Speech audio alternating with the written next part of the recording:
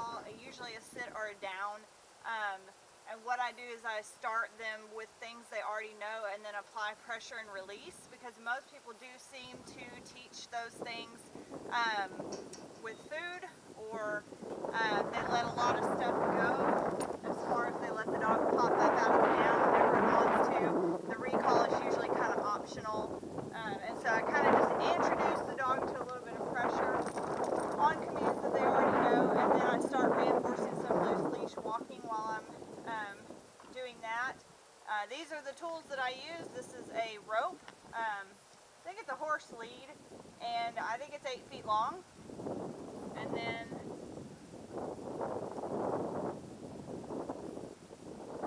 this is literally a flat buckle collar. All herding training requires that your dog respond to pressure and release. So if the dog is incorrect or they're pressing on your livestock, you apply pressure, and then you release the pressure when the dog is correct and gives in to your pressure.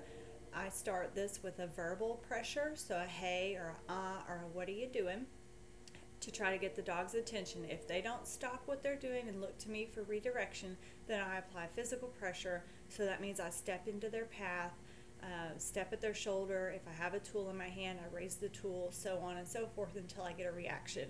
So what I do in this early communication is I need to get a reaction out of the dog with my pressure. That may be as easy as giving them a or a hey, but it may escalate into me walking into their body pressure until I see them stop and look to me for redirection, and then I can redirect the dog. This comes in handy when I then go to livestock, because the dog knows how to respond when I apply pressure to him. When I have to apply pressure, I need the dog to stop and pay attention to me, and this is for all dogs. The dog, this is Scout. She is a border collie. I think she's about a year old. She's been here for 2 days.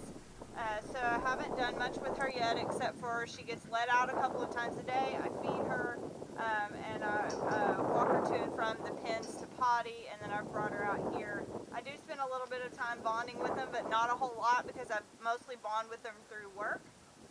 And so I'll just kind of start this here. I'll go outside of the pen and then bring her in and show you kind of how from the beginning. I don't make this distraction free. They have to work through distractions. So I have cows pinned up over here, I have cows over there, and I have sheep and goats pinned up over here. The dog just has to work through that. That's part of stock work, and it's part of what they're going to do when they start going to jobs, so I don't baby them from the beginning. Part of going to stock is being able to follow your commands and listen to me and communicate with me while there is stock present. So I don't take the stock away to teach this basic stuff. Going to start out with her on the other side of the gate. She blows past me, which is what the leash is for, so I'm just going to use the leash to get her back out. I probably did give a correction while I was doing that, usually a or a hey. So once she's on the other side of the gate, I step back and release pressure on her, and then if she walks towards me, I walk at her, claiming my space. That's applying pressure, claiming my space. I want to see that dog back away from my space. Right there, she backs up plenty, and she puts herself in a sit, so I back up and I release pressure on her again, and then I call her to me. Gates are usually a pinch point for most dogs. They feel a lot of pressure coming through gates, so she did kind of run a little bit past me. I don't like to see that. I know Roy Cox likes to put his hand down, have the dog put their head in his hand, and then call them through. I do that some, but I also just like to call them to my legs. She ran in a little bit fast on that one too. So I want the dog to learn that this is not a reason to rush. You don't need to rush past the gate. So she's still not quite there yet. I'm having to put a little bit of leash pressure on her. She goes into it down. I'm going to call her to my leg this time. So right there, calling her to my leg, just kind of showing her there's no reason to rush through this gate. Just pay attention to me. So a lot of this is about focusing the dog on you, what you're asking them to do. Applying pressure and release to commands they should already know. Usually they're here, they're come, and then they're sit or down.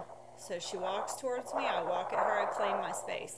So this is not necessarily like a nice, oh, I'm walking into your space, I'm going to come pet you. This is a, I am absolutely claiming my space and you better back off kind of walk. So call her to me. She's coming to my leg, and that's wonderful. So I'm going to go ahead and shut the gate. We're going to start some walking around.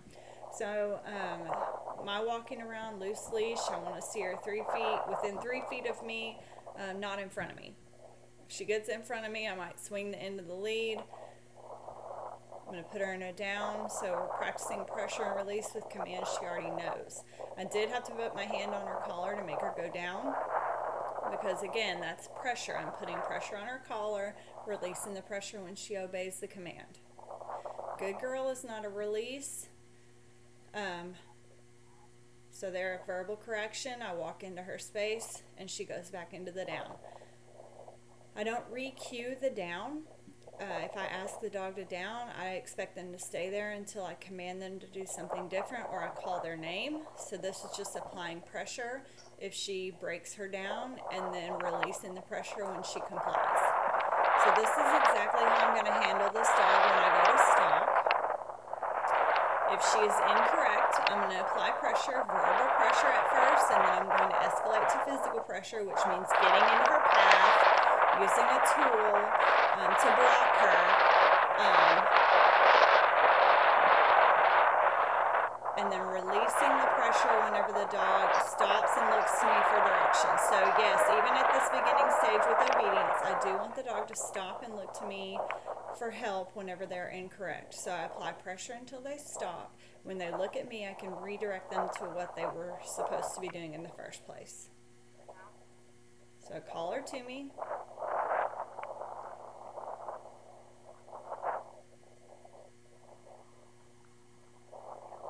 I gave her the down. She did not right away, so I just kind of gently put my hand on her muzzle and I apply downward pressure and she goes down. I release the pressure. I move out of her space.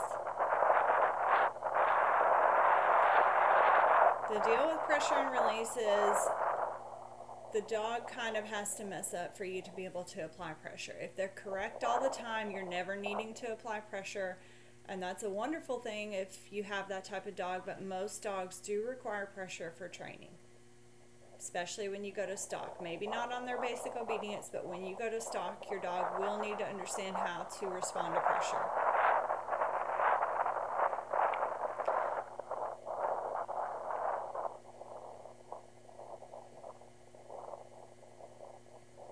This is a really nice, responsive dog. She is pretty focused on me already, especially for all the distractions that she's got going on here.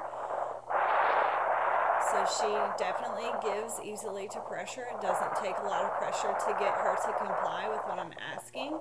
She understands it. I'm going to go ahead and take the lead off and try to do just some walking around in the pen. Same concept as on the lead. I want her within 3 feet of me without getting in front. So I call her with me.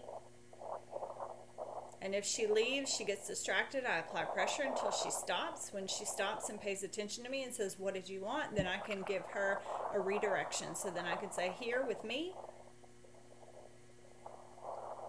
So she's a little distracted here, so I'm going to call her with me.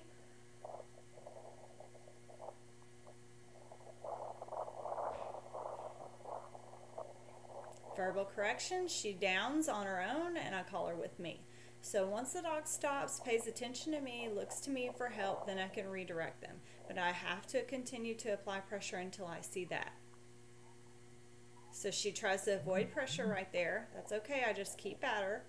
Once she's down, she chose to down, I can then command her to come with me. And I apply more pressure because she's not complying yet. And then once she does, I release the pressure. This is exactly how I will handle this dog when I go to stalk. Apply pressure, get her to stop, and then release the pressure and allow her to work once she has complied.